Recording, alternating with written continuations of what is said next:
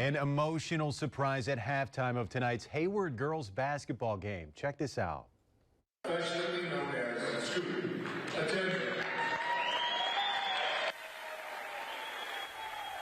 That is Terrell Betcher getting the surprise of a lifetime. That's a $10,000 check he was presented with.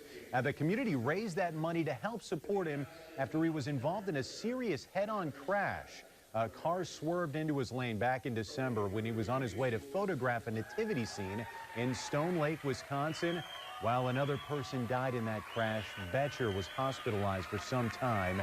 Having been a reporter for the Sawyer County Record for 40 years, Betcher's a beloved community member. He says this surprise was incredible. I'm amazed at the tremendous amount of support I've gotten, and it's a nice, very nice venue to be recognized at. And at 72 years of age, Betcher's biggest goal after the crash was just to get back to working at the newspaper.